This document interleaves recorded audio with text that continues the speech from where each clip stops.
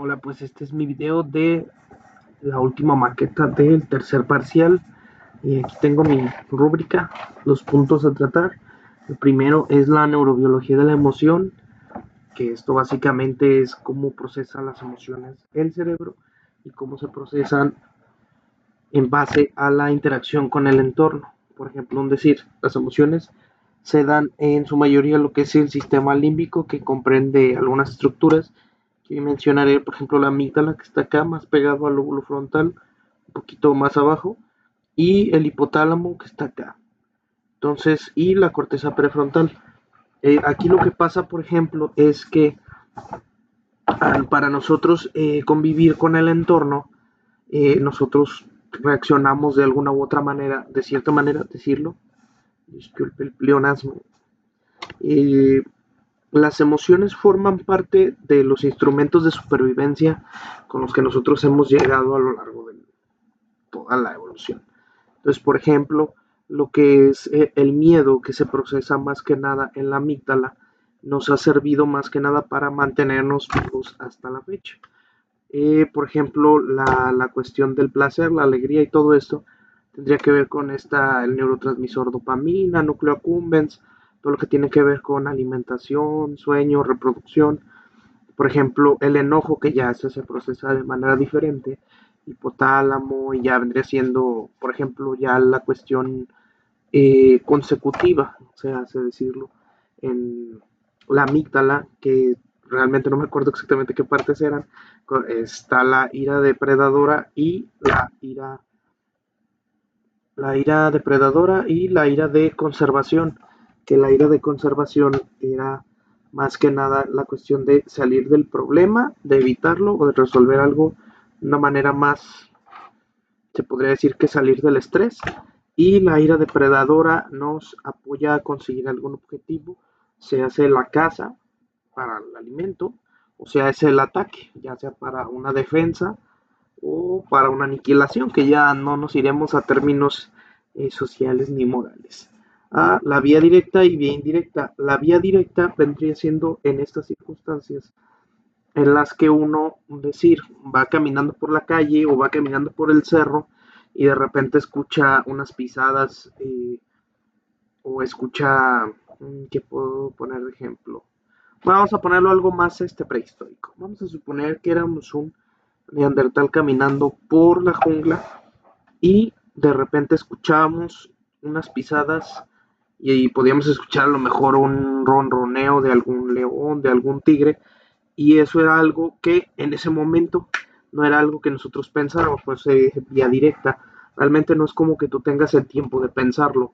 Puedes escuchar un ruido muy grande, puedes escuchar un rechinido de llantas, puedes escuchar un balazo, puedes escuchar un grito, y va a ser esta cuestión del miedo la que haga que despegues.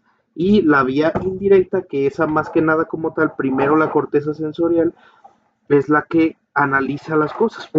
Yo escucho un ruido muy grande y de repente volteo y veo que es una puerta que cerraron bruscamente. Entonces ya, ok, todo bien, fine, proseguimos. El el estrés se divide en lo que es estrés agudo episódico y estrés crónico. El estrés agudo nos sirve más que nada cuando nosotros vamos por la vida y nos encontramos alguna situación o circunstancia que se nos puede llegar a complicar, pero en un nivel mínimo, ya sea tener que pensarle o batallarle, o en una cuestión de superar un reto o desafío, ya sea un examen, ya sea una prueba, ya sea algo que a nosotros nos presente un reto. Entonces, de ahí que sigue el estrés agudo episódico. Esto quiere decir que se va a estar constantemente repitiendo, tal vez de una manera intermitente.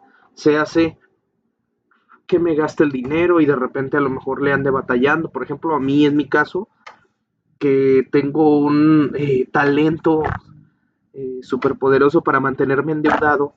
Entonces, de repente, si es esta cuestión de los trabajos o los sueldos y todo esto, en la que a lo mejor me cae mi semana y todo, y ya estoy pensando en destinarlo a las deudas, todo esto.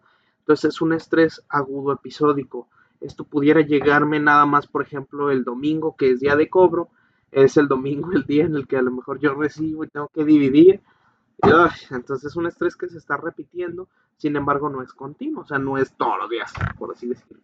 Y el estrés crónico que ya nos pudiera eh, referir a una situación o problema que esté fuera de nuestros límites, que nos esté rebasando y que se esté presentando de una manera prolongada, ya sea a lo mejor un ambiente tóxico de trabajo, un ambiente tóxico de casa, a lo mejor un problema de pobreza, a lo mejor una enfermedad crónica. Entonces, este estrés es algo que nos va a estar afectando y aquí pasa algo muy interesante. Por ejemplo, en el cuerpo pasa algo que se llama inmunosupresión, que esto es lo que coloquialmente se conoce como que se te bajen las defensas, pero en realidad lo que pasa es que hay una inmunosupresión, o como quien lo diría, más palabras de acentavo, hay una baja activación de las defensas. Es una cuestión de que no se activen y esto es lo que nos hace que nos enfermemos más fácil o que seamos más propensos a otro tipo de padecimientos. Ah, el estrés también causa problemas, por ejemplo, aquí tengo social, físico, emocional, mental, lo voy a poner. El mental, algo que es muy frecuente que nos dé en un estrés mantenido es los problemas en la atención focalizada y la atención plena, la atención profunda como tal.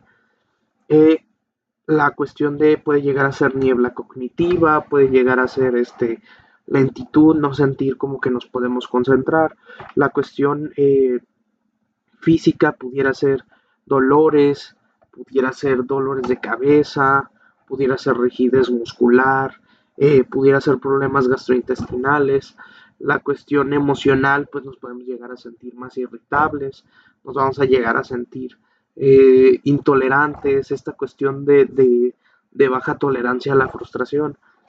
Eh, ¿Cuál me falta? Mental, emocional, físico y social, pues el social es muy común. Nosotros cuando vemos a una persona enojada, cuando una persona está bajo un estrés, lo que hace es repeler a los demás. Puede escalar en todos los abanicos posibles, desde que llego y no le hablo a las personas, desde que a lo mejor cualquier cosita me va a hacer estallar y puedo reaccionar mal ante las demás personas, o puede ser esta cuestión de llegar incluso hasta agredir a las demás personas. Entonces, estrategias para la disminución, las estrategias siempre son todo lo contrario a lo que causaría estrés, ¿no? Tener una buena alimentación en la mayoría de los casos, hacer como dice la regla, hacer las cosas bien en un 90% de las veces, es decir, una alimentación saludable, siempre adecuada a tu propio organismo, una alimentación baja en grasas, baja en alimentos ultraprocesados, baja de azúcares, en cuestión a refrescos o alimentos de azúcar refinada. Eh, Se recomienda ejercicio frecuente, por lo menos media hora al día de caminata, ya es algo que te pudiera ayudar demasiado. Una cuestión también son ya todo el abanico de cosas, por ejemplo, mantener pantallas fuera, ya sea tener una estructura en nuestro día para que no tengamos circunstancias que puedan ser prevenibles, ya sea que me levante tarde y que la alarma, que porque la desvelada, que porque no me alcance a preparar el lunch. Entonces, tiene que ver estas cuestiones en un nivel mínimo. Ya en un nivel de estrés sostenido, pues ya se recomienda buscar la ayuda de un psicoterapeuta en una cuestión, por ejemplo, a un estrés agudo episódico o incluso un estrés crónico, ya sería recomendable buscar un médico. ¿Por qué? Porque el estrés causa efectos negativos en la salud. Entonces, nos iríamos al lenguaje. El lenguaje se produce principalmente en dos estructuras que son muy famosas, que es el área de Wernicke, ubicado por aquí en el lóbulo temporal, y el área de Broca, ubicada acá en la corteza frontal.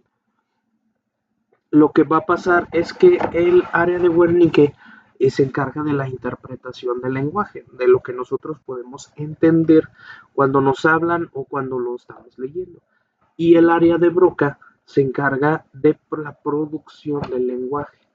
se encarga más que nada de la producción del lenguaje en las partes del cuerpo para, bueno, valga la redundancia, la producción. O sea, me refiero a músculos de la boca, los músculos hasta cierto punto faciales, el pecho, contraerlo, que el aire, que todo esto. Eso es lo que hace el área de Broca. Trabaja junto con otras estructuras que son, por ejemplo, el área parietal, que va a procesar lo que nosotros estamos entendiendo de la situación, ya sea involucra más el giro del cíngulo, interpretar las emociones, hacer toda esta recopilación de información que nosotros necesitamos para estar retribuyendo con el entorno. También, por ejemplo, está lo que es la corteza motora primaria y la corteza motora secundaria. Eh, Estas son las que hacen más que nada la planificación, ya sea de movimientos y todo esto. Entonces, aquí, por ejemplo, el lenguaje se lleva más que nada en el hemisferio izquierdo, pero no es lo único, ya que, por ejemplo, en el cuerpo calloso, que vendría siendo, decir, del cerebro, si nosotros lo partiéramos a la mitad, está el cuerpo calloso, que es lo que hace la interconexión de hemisferios, y esto hace que le dé hasta cierto punto coherencia y un seguimiento a lo que nosotros vamos a responder y a lo que articulamos en nuestro lenguaje. No nada más es una cuestión de producción, sino es una cuestión de que se tiene que organizar, que las cosas sean coherentes, que las frases sean coherentes. También lleva incluso en el hipocampo por aquí esta cuestión de la memoria, ¿no? Recordar las palabras que queremos utilizar, todo esto. Si hubiera una desconexión entre algún hemisferio, pues pudiera llegar a pasar esta parte en la que nosotros pues tenemos la idea, a lo mejor la queremos expresar, pero no tiene ninguna coherencia. Y la corteza prefrontal, súper indispensable siempre, porque aquí está la región orbitofrontal, que es la más pegada a los ojos, y esta es la que va a decidir, la que tiene el juicio moral, la que tiene el juicio desde nuestros valores y desde nuestros impulsos, ya sea el que nosotros queramos decir algo de impulso, de zarpazo, o que nosotros lo meditemos y realmente podamos tener la capacidad de tener un juicio, o lo que podemos decir, tener tacto, ¿no? Para no decir las cosas al sablazo. Y por ejemplo, en la cuestión del sueño, es muy interesante. El sueño se divide en dos, en MOR y no MOR, o REM y no REM. El sueño involucra ciertos neurotransmisores, realmente son demasiados. Eh, Puedo mencionar, por ejemplo, el sueño empieza principalmente desde que nosotros a través del ritmo circadiano, que es lo que se encarga de nosotros procesar nuestra organización del día a través del funcionamiento en el sol.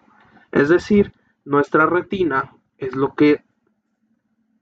que recibe la luz, la manda al hipotálamo para procesar que es de día y hay que activarse, y al contrario, en el momento en el que la luz empieza a cesar, empieza el sol a esconderse, ahí empieza el proceso a la inversa. ¿Qué es lo que va pasando?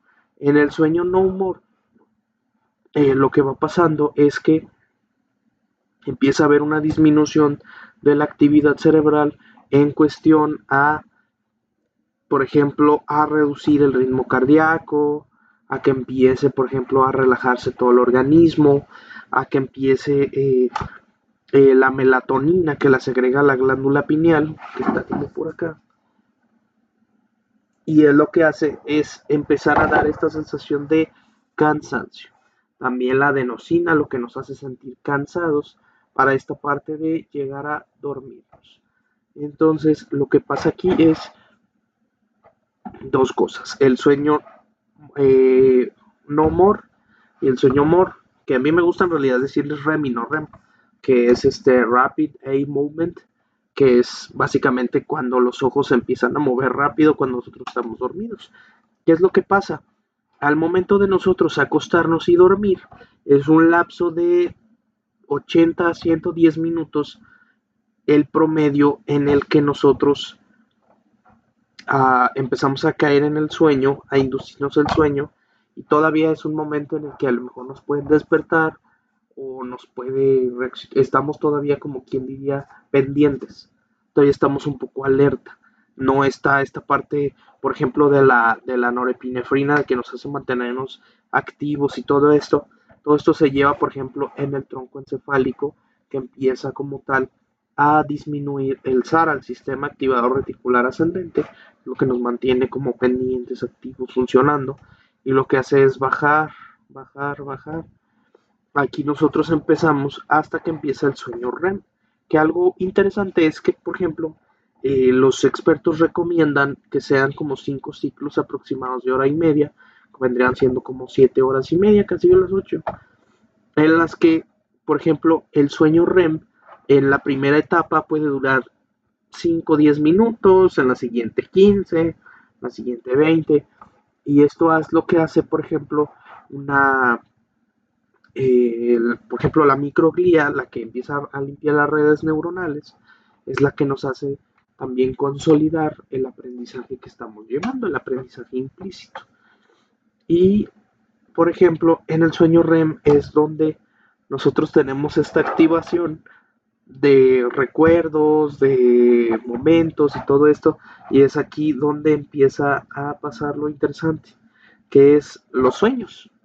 Que los sueños, por ejemplo, lo que pasa es que la amígdala todavía está funcionando y el hipotálamo también está recibiendo como si estuviera viendo, como si estuviéramos despiertos. Entonces, la amígdala se pudiera explicar el gran contenido emocional y el hipotálamo el que se sientan tan vívidos los sueños. Todavía se recibe una interpretación. Entonces, aquí es donde normalmente hay un sueño reparador. Se recomienda que uno tenga estos 7 horas y media de sueño, que es lo que nos va a mantener en un equilibrio de salud hormonal, físico, emocional. Aquí, por ejemplo, interviene el GABA, porque el GABA pudiera inducir el sueño o pudiera inhibirlo. Al momento en el que nosotros despertamos, intervienen varias hormonas, como por ejemplo, la hormona del estrés, que es el cortisol. Esta empieza en la mañana como tal para hacer que nos levantemos. Y también la serotonina tiene esta cuestión de hacer que nos sintamos bien y la regulación emocional después de dormir. Es por eso que nos sentimos más relajados. Y es todo.